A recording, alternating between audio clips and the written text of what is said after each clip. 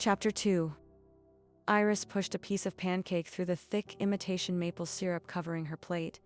As she went over the math in her head one more time. It didn't matter how she did it, though. The equation kept coming out the same. She wasn't going to make rent. Again.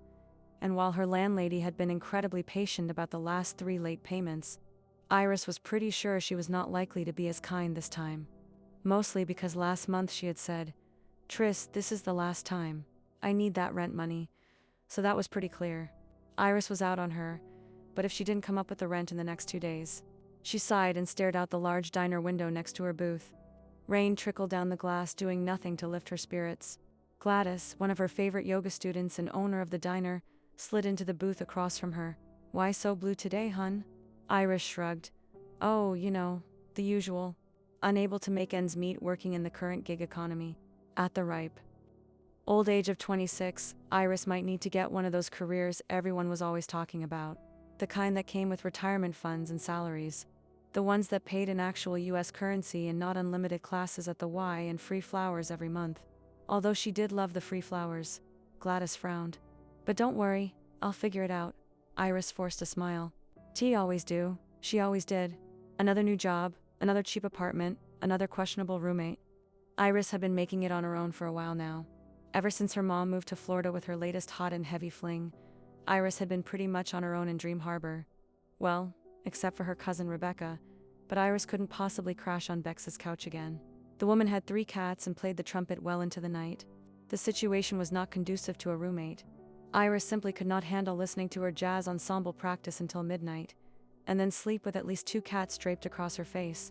Not again, anyway. A crash followed by a string of expletives from the kitchen startled Iris from her thoughts. What the heck was that? Gladys gave her a grim smile. The new chef. New chef? For the diner? Iris glanced around at the worn booths and old linoleum floors. She loved the diner, but it wasn't exactly fine dining. Asterisk, we're revamping the place, Gladys said, straightening in her seat. And we need a new menu. Iris popped the last bite of pancake into her mouth. "You're not getting rid of the all-day pancakes, are you?" "Of course not." "Oh, phew." Iris smiled at the older woman over her mug of bad diner coffee. "Actually," Gladys perked up, "I might have a solution to your problem. I could pick up some waitressing shifts." No, not that Gladys waved her suggestion away. Apparently, after breaking multiple plates per shift and eating her body weight in pancakes, Iris wasn't the top contender for waitressing jobs. "I have a better idea," Gladys went on. "How about nannying?" Iris leaned back in the booth, waving her hands in front of her like she had to physically fight off Gladys's suggestion. "Nannying children? No way. Why not? You're so energetic and you're a wonderful teacher. You'd be great at it." "No, I'm great at teaching adults. Adults that are capable of real human communication. Children are a whole other can of worms." Gladys raised her eyebrows like she was not buying Iris's deep and abiding mistrust of children. "Children are capable of communication." Iris shook her head. "They're unpredictable and I feel like they're always plotting something. And why are they always so sticky?" Gladys laughed, shaking her head. "Kids are just people. I'm sure you could manage one little girl. Just people? Just small, incoherent people hell-bent on destruction."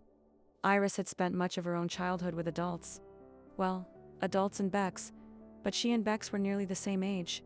Iris had no younger siblings, no little cousins.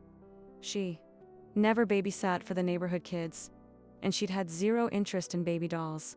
Her best friend growing up was their sweet upstairs neighbor Josie, who was 70 years old at the time. She would look after Iris after school while her mom worked, and Iris adored her. She told the best stories and cooked the best spaghetti. To this day, it just didn't feel like Sunday if there wasn't sauce simmering on the stove. Josie taught her that old folks were fonts of wisdom. Small children were just wild. "Who would I be working for?"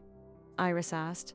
Not that she had any plans to take this insane job, but now she was curious. Gladys's gaze slid toward the kitchen. Well, another crash and a shout. Iris's eyes widened. "The man currently screaming at your staff has a small child." "You heard about what happened to Kate Carpenter?" Of course. Everyone had heard.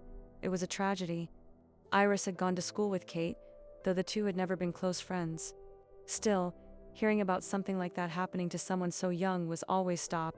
In your tracks, terrible. The kind of story that made you question what the hell you were doing with your own life. Well, apparently they found her little girl's father, and the father is the maniac in your kitchen. He's not a maniac, Gladys said with an exasperated sigh. He's a world-renowned chef and he's whipping my restaurant into shape. Gladys shrugged. He needed a job to support his daughter. We were the only place looking for a cook.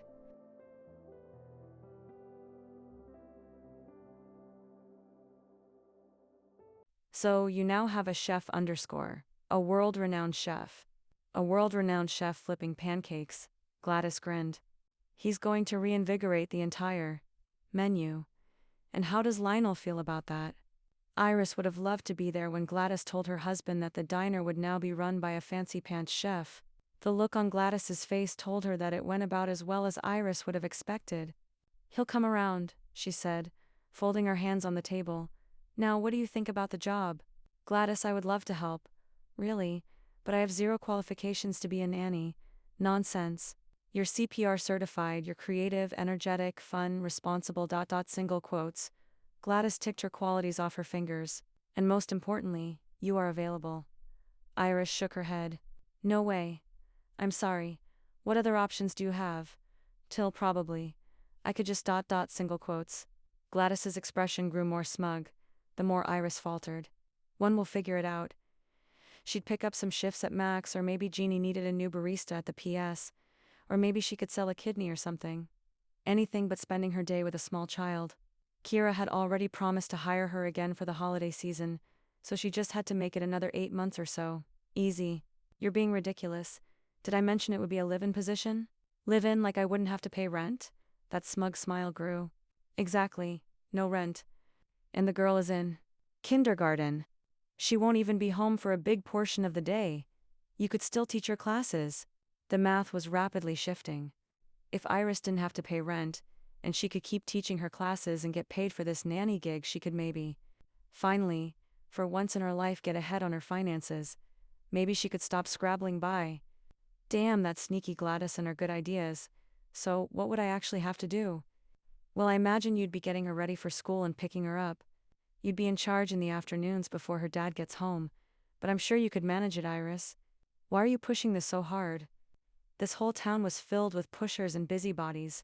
Gossips and well-intentioned folks just dying to get into your business. But Gladys wasn't usually the type to interfere. She had her own husband, 2 daughters, more grandchildren than Iris could count, and this diner to run. She didn't have time for other people's nonsense.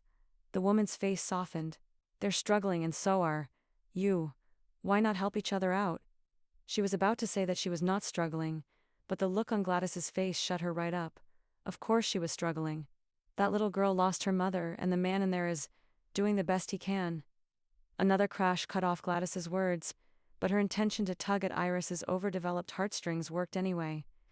What was she supposed to say? No, I won't help the poor little girl who lost her mother. That would be terrible. That, combined with the threat of all-night trumpet practice, pushed Iris into saying, okay, fine. I'll do it. Gladys beamed. Wonderful. I'll tell Archer. Oh, here he is now. Gladys's gaze slid to the kitchen door as it slammed open. It was him. The angriest man Iris had ever seen emerged from the commotion of the kitchen. If it was possible to scowl with your whole body, that was exactly what he was doing. Even his distinguished white chef's coat did nothing to soften the glower in his dark eyes. Dirty blonde hair flopped over his forehead like he'd been tugging at it, and it had finally given up. His brow was furrowed, and his mouth was a disapproving slash across his face. Tension radiated off him. It was the same guy who'd looked like he had wanted to murder her for coating him in kale smoothie. Not exactly the nurturing dad type. Archer, Gladys called, her voice filled with the good cheer of her success. I found you the perfect nanny. Archer's storm cloud glare turned to Iris.